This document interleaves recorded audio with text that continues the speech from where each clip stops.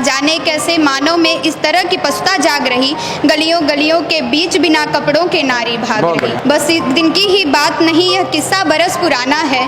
तब कायर जन की सत्ता थी, अब निर्लज्जों का जमाना। इस बार भी सत्ता सोई है, फिर से बुज़दिलों बीच द्रौपदी ने अपनी अस्मिता खोई है। इस बार हुआ फिर वस्त्र हरण, इस बार भी सत्ता सोई है, फिर से बुज़दिलों बीच द्रौपदी ने अपनी अस्मिता खोई है।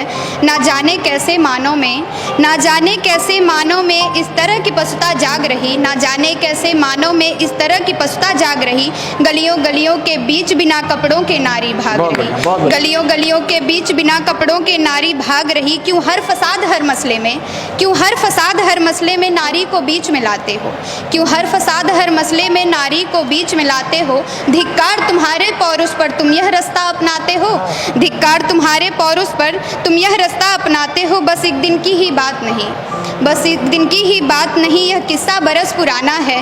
तब कायर जन की सत्ता थी, अब निर्लज्जों का जमाना है। तब कायर जन की सत्ता थी, अब निर्लज्जों का जमाना है। तो सुन नारी, तो सुन नारी तू डर को त्याग, तो सुन नारी तू डर को त्याग, तू उठकर नई मिसाल बना। तो सुन नारी तू डर को त्याग, तू उठकर नई मिसाल बना। तू धर रणचंडी रूप और खुद को ही खुद की ढाल बना।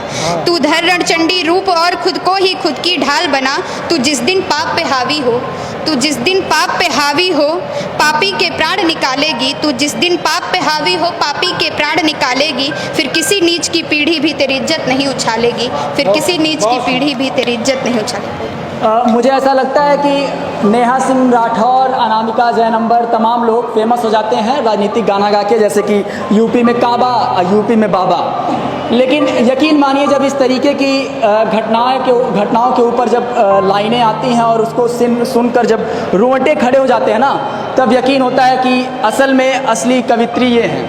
अभी इंटरव्यू कल मैं सुन रहा था नेहा सिंह राठौर का, उन्होंने कहा कि वो लोग गायिका हैं और अनामिका जयनंबर से उनकी तमाम तीखी बहस भी हो रही थी। अपने आप को लोग गायिका कहने वाली, मणिपुर के बीच पे भी उनके गाना गाना चाहिए था, जो मणिपुर पे जो घटना हुई उन पे भी गाना गाना चाहिए था। अनामिका जयनंबर, अगर सरकारी कवि उनको कहा जाता है तो उनको दिक्कत हो जाती है, तो मणिपुर पे जो घटना हुई उन पे, राजस्थान में जो घटना हो रही है उस पर भी उनको कुछ लाइनें लिखनी चाहिए थी, कुछ चीज़ें गुनगुनानी चाहिए थी। कुछ आपके पास अभी कुछ है हाल ही में जो आपने लिखा हो?